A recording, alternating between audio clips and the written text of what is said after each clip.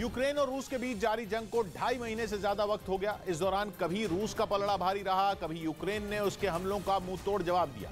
Are पार की इस लड़ाई में अब तक दोनों देशों की सेनाओं को तगड़े नुकसान की खबर है। इस बात से सैनिकों की हिम्मत न टूटे, इसलिए यूक्रेन ने अपनी फौज की बहादुरी का एक वीडियो जारी किया। इसमें उसने अपने गरजते टैंकों को दिखाया, जिन्होंने रूस की फौज को इलाका खाली करने पर मजबूर कर दिया। तो दूसरी तरफ रूसी चेकपोस्ट पर भी उसने कहर बरपाया।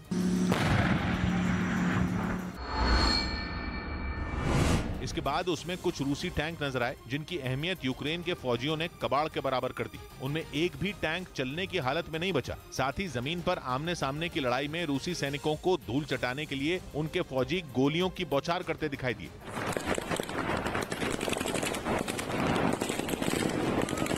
इसके अलावा यूक्रेन ने इस वीडियो में रूस के गोला बारूद को जब्त करने का दावा भी किया। साथ ही उन इलाकों में यूक्रेन के फौजी गश्त करते नजर आए, जिन्हें रूस के कब्जे से उन्होंने छुड़ा लिया। उधर मारियोपोल के अज़ोवस्ताल स्टील प्लांट में रूसी सेना और यूक्रेन के सैनिकों के बीच जंग और भी भीषण हो गई। स्टील प्लांट को रूस की सेना के हाथों में जाने से रोकने के लिए यूक्रेन के सैनिकों ने पूरी ताकत झोंक दी और इसी वजह से वहां करीब 1 महीने से दोनों सेनाओं के बीच छिड़ी लड़ाई और तेज हो गई। यूक्रेन की सेना ने रूसी सैनिकों पर पलटवार का एक वीडियो जारी किया।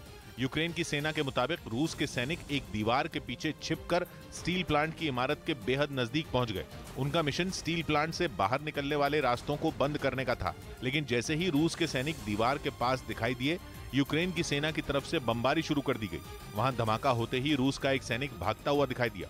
इसके बाद एक और सैनिक दीवार के पीछे छिपकर एक तरफ दौड़ता नजर आया कि तभी उससे थोड़ी दूर ही एक और धमाका हो गया। यूक्रेन की सेना ने दावा किया कि उसके ताबड़तोड़ हमलों ने स्टील प्लांट की इमारत के बेहद नजदीक पहुंच गए रूसी सैनिकों को खदेड़ दिया।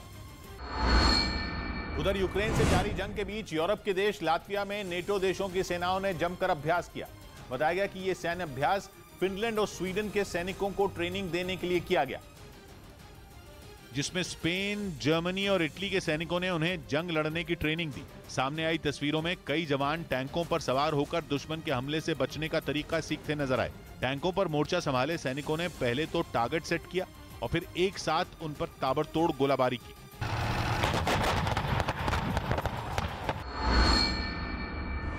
जहां पर यह युद्धाभ्यास चल रहा था, उसी के ठीक पीछे कुछ फौजी पूरे ऑपरेशन पर दूरबीन से नजर रखते दिखाई पड़े, जबकि कुछ महिला सैनिक भी दिखी जो टैंकों पर तैनात थी। बताया गया कि लात्विया में हुए इस सैन्य अभ्यास में नेटो देशों के सैकड़ों जवानों ने टैंक और तोप चलाने की ट्रेनिंग ली। वहीं फिनलैंड और स्वीडन के नेटो में शामिल होने के लिए आवेदन देते ही यूके के प्रधानमंत्री बोरिस जॉनसन ने दोनों देशों का दौरा किया, जहां उन्होंने रूस के हमला करने की स्थिति में दोनों देशों की रक्षा की कसम खाई और एक मिलिट्री डील कर यह वादा किया कि अगर रूस या किसी और देश ने उनकी तरफ आंख उठाकर भी देखा तो ब्रिटेन हर मोर्चे पर उनके साथ कंधे से कंधा मिलाकर खड़ा रहेगा। ऐसा इसलिए क्योंकि रूस लगातार दोनों देशों को नेटो की सदस्यता लेने के फैसले पर धमकाता रहा है। ऐसे वक्त में ब्रिटेन का यह कदम इन दोनों देशों के लिए राहत भरी खबर लेकर आया। ब्रिटेन ने वादा किया कि चाहे आर्थिक हो या सैन्य मदद, वो किसी भी सूरत में पीछे नहीं हटेगा। फिनलैंड के प्रधानमंत्री के साथ रक्षा सौदे पर मोहर लगने के बाद दोनों देशों ने दोस्तों की तरह एक दूसरे के बुरे वक्त में खड़े होने की कसम खाई। Always measures friendships by how they show up in bad weather. इसके अलावा प्रधानमंत्री बोरिस जॉनसन स्वीडन भी पहुंचे, जहां उन्होंने ब्रिटेन और स्वीडन के बीच मजबूत सैन्य रिश्तों के लिए एक डील साइन की, जिसके तहत अगर जरूरत पड़ी तो स्वीडन की मदद के लिए ब्रिटेन अपनी फौज भेजने से भी नहीं कतराएगा। Will not accept anywhere the changing of boundaries in Europe. Sweden की प्रधानमंत्री के साथ समझौते पर साइन करने के बाद दोनों नेता वहां नाव की सवारी करते नजर आए, जिसमें नाव चलाने का जिम्मा खुद बोरिस जॉनसन ने संभाला।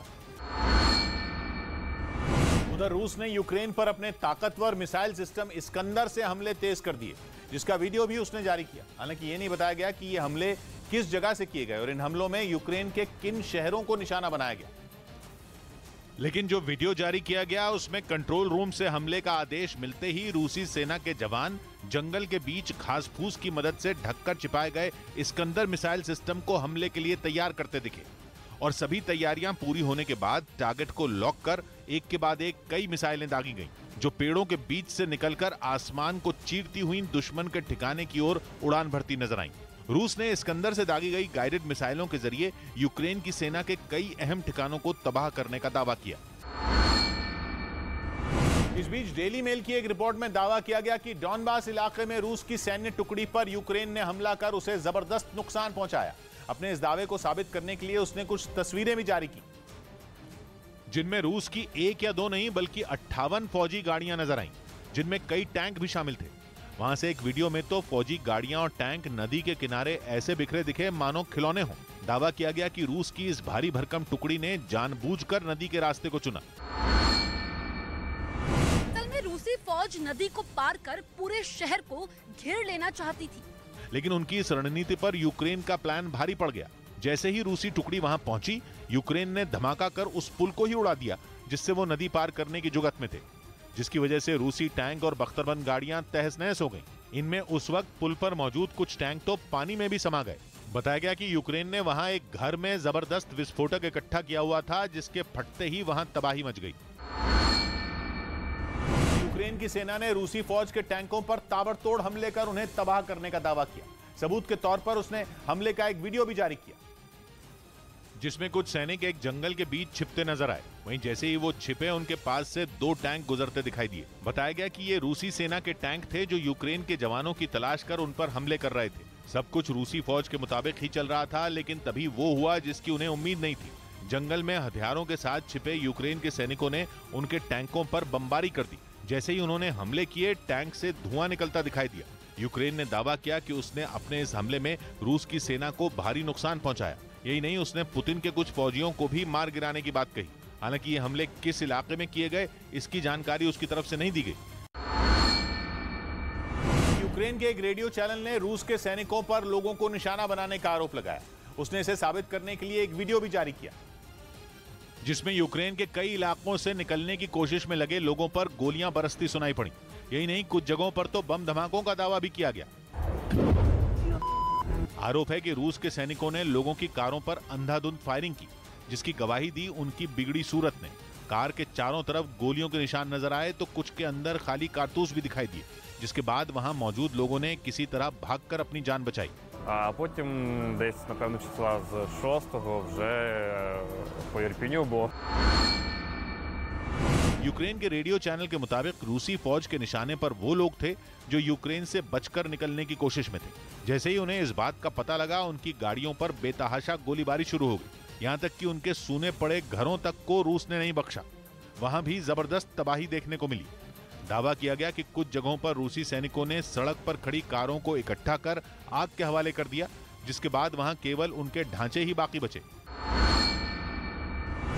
वहीं यूक्रेन के राष्ट्रपति ज़ेलेंस्की ने युद्ध के मौजूदा हालात पर फ्रांस के छात्रों से ऑनलाइन बातचीत की, जिसमें उन्होंने फिर साफ किया कि यूक्रेन रूस के आगे नहीं झुकेगा और यूक्रेन पीछे हटने के बजाय रूसी सेना का डटकर मुकाबला करता रहेगा। इसके साथ ज़ेलेंस्की ने बातचीत के जरिए युद्ध का हल निकालने पर भी जोर दिया। इस दौरान उन्होंने बुचा नरसंहार और मारियोपोल में रूसी बमबारी से हुई तबाही का भी जिक्र किया।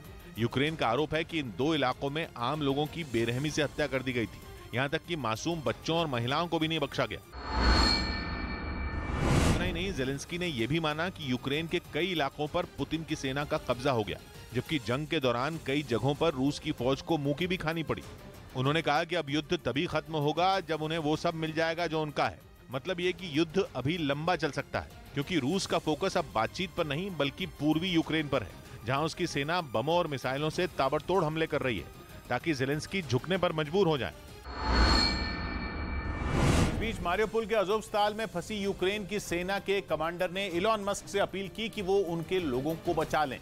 ट्विटर के जरिए मांगी गई मदद में उन्होंने इलॉन मस्क को दूसरे ग्रह से आया हुआ बताया। और यूक्रेन की सेना के कमांडर के मुताबिक इलॉन मस्क धरती पर असंभव को भी संभव करके दिखाने आए हैं।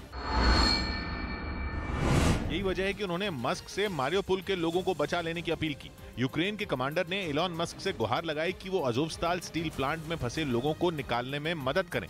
वही अज़ोवस्ताल स्टील प्लांट जहां अब भी भीषण जंग छिड़ी हुई है। करीब 1 महीने से रूस की सेना ने स्टील प्लांट को घेर रखा है। वहां बम बरसाए जा रहे हैं, मिसाइलें दागी जा रही हैं। अज़ोवस्ताल का ज्यादातर हिस्सा खंडहर में तब्दील हो चुका है।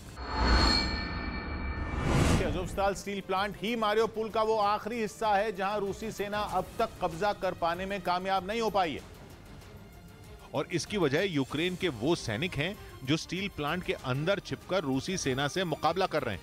लेकिन जैसे जैसे दिन बीतते जा रहे हैं, यूक्रेन के सैनिकों की मुश्किलें भी बढ़ती जा रही हैं। बताया गया कि रूस के सैनिकों से टक्कर ले रहे यूक्रेन के सैनिकों के पास धीरे धीरे खाना और पीने का पानी खत्म हो रहा है। यही वजह है कि उनके कमांडर को इलॉन मस्क से मदद की अपील करनी पड़ी ताकि अज़ोवस्ताल में फंसे हुए सैनिकों को सुरक्षित निकालकर कहीं और ले जाया जा सके। इलॉन मस्क ने आखिर ऐसा क्या कर दिया जिसकी वजह से यूक्रेन की सेना के एक कमांडर को उनसे मदद की उम्मीद जग गई? तो इसके पीछे की वजह है मस्क से जुड़ी वो खबरें जिन्होंने रूस तक को परेशान करके रख दिया। और इन्हीं खबरों ने इलॉन मस्क को यूक्रेन के एक बड़े मददगार के तौर पर पेश किया, एक ऐसा शख्स जो आसमान से सैटेलाइट के जरिए मदद पहुंचाता है। और मस्क पर यह आरोप रूस ने लगाया कि वो अपनी सैटेलाइट की मदद से यूक्रेन की सेना को जानकारियां मुहैया करा रहे हैं, वो जानकारियां जो रूस की सेना के लिए घातक साबित हो रही हैं। रूस के जंगी जहाज मॉस्कवा के डूबने में भी मस्क के सैटेलाइट की भूमिका होने की खबरें सामने आई थी। जंग में मारे गए रूस के कई कमांडरों की लोकेशन भी यूक्रेन को इसी तकनीक से मिलने का दावा किया जा चुका है। माना जा रहा है कि ऐसी खबरों से यूक्रेन की सेना के कमांडर में उम्मीद जगी कि इलॉन मस्क ही अज़ोवस्ताल में फंसे लोगों की मदद कर सकते हैं। उधर रूस के एक सैनिक पर सूमे में वहां के नागरिक की हत्या करने का मुकदमा यूक्रेन में शुरू हो गया। आरोप है कि वादिम शिशिमरिन नाम के इस रूसी फौजी ने 62 साल के बुजुर्ग पर कई राउंड फायरिंग की थी और इसी मामले में वो रूस का पहला ऐसा सैनिक बन गया जिसके खिलाफ यूक्रेन में केस दर्ज किया गया। क्योंकि 21 साल के इस रूसी सैनिक सार्जेंट वादिम शिशिमरिन पर यूक्रेन के नागरिक को मारने का आरोप लगा। बताया गया कि उससे पहले शिशिमरिन और उसके 4 साथियों ने 28 फरवरी को एक कार पर फायरिंग की थी और उसे अपने कब्जे में ले लिया था। ये सब उन लोगों ने यूक्रेन की सेना से अपनी जान बचाने के लिए किया था। बताया गया कि वो लोग उस कार में सवार होकर भागे, तभी बीच रास्ते में उनसे यूक्रेन के ये बुजुर्ग टकरा गए थे। ऐसे में रूसी सैनिक इस बात से घबरा गए कि कहीं वो बुजुर्ग उनकी लोकेशन यूक्रेन के फौजियों को न दे दें। इसी से बचने के लिए सार्जेंट शिशिमरिन ने बुजुर्ग पर गाड़ी की खिड़की खोलकर गोलीबारी की थी। जांच में पता चला कि 28 फरवरी को पुतिन के जवान ने बुजुर्ग को उस वक्त मार दिया जब वो साइकिल से जा रहे थे। इस हमले में बुजुर्ग की उनके घर से कुछ ही दूरी पर मौत हो गई। इस घटना के बाद यूक्रेन ने कई सबूत जुटाने का दावा किया और बताया कि शिशिमरिन फिलहाल हिरासत में है, जिसे 15 साल की जेल या उम्र कैद की सजा हो सकती है। ओस्तोमेल में यूक्रेन की सेना के बंकरों में न्यूज 18 पहुंच गया। ये बंकर जंग में यूक्रेन के लिए खास अहमियत रखते हैं, क्योंकि इन्हीं बंकरों में छिपकर यूक्रेन के सैनिकों ने पुतिन की फौज को कीव से पीछे धकेला, वहीं से उसे खदेड़ डाला और अपनी राजधानी में घुसने तक नहीं दिया। बताया जा रहा है कि मोश्चुन गांव के जिन जंगलों में न्यूज 18 पहुंचा, वहां कदम कदम पर खतरा था, जो वहां अब भी बरकरार है। दोनों देशों की सेनाओं ने वहां लैंडमाइन बिछा दी थी, जिन्हें डिफ्यूज करने का काम जारी है। यहीं पर यूक्रेन के सैनिक रहते थे और ये डब्बे यहाँ पर पड़े हुए हैं। इन जंगलों में यूक्रेन के सैनिकों ने जगह जगह बंकर बनाए थे, जहां छिपकर वो रूस की फौज को चकमा दे रहे थे। वो वहीं सो रहे थे, वहीं खाते पीते थे और पूरे जोश से दुश्मन का मुकाबला भी करते थे। हालांकि इस लड़ाई में इन जंगलों को काफी नुकसान पहुंचा। धमाकों के बाद आग लगने से कई पेड़ जल गए और जमीन भी कई जगह पर बंजर हो गई। एक वीडियो सामने आया जिसमें यूक्रेन ने रूस की सेना पर ताबड़तोड़ हमले शुरू कर दिए, जिसका वीडियो सेना की तरफ से जारी किया गया। हालांकि उसने हमले की लोकेशन नहीं बताई, लेकिन हमले का जो वीडियो जारी किया गया उसमें रूसी सेना का काफिला एक सड़क पर तेजी से आगे बढ़ता दिखाई दिया। तभी घात लगाकर बैठी ज़ेलेंस्की की सेना ने उस पर रॉकेटों की बरसात शुरू कर दी। जैसे ही दागे गए रॉकेट रूसी सेना के काफिले के पास फटने शुरू हुए, वहां से उठ रहा धूल और धुएं का गुबार पूरे इलाके में फैलता दिखा और काफिले में शामिल जिन गाड़ियों पर रॉकेट गिरे, उनके तो परखचे उड़ गए। यूक्रेन ने इस हमले में रूसी सेना के काफिले को भारी नुकसान पहुंचाने का दावा किया। यूक्रेन में रूस की तरफ से परमाणु बम के इस्तेमाल की बढ़ रही आशंका के बाद नेटो की तैयारियों की जानकारी भी सामने आई। पता चला है कि नेटो के पास एक ऐसा हथियार है जो रूस के सभी परमाणु बमों को पल भर में खत्म कर सकता है, फिर चाहे वो परमाणु बम रूस की किसी भी मिसाइल से दागा जा रहा हो। खबर है कि पहली बार जब रूस की तरफ से परमाणु हमले की धमकी दी गई थी, नेटो ने उससे भी पहले इसकी तैयारी कर ली थी। तैयारी भी ऐसी कि परमाणु बम दागना तो छोड़ो, उसके बारे में सोचना भी रूस को भारी पड़ जाए।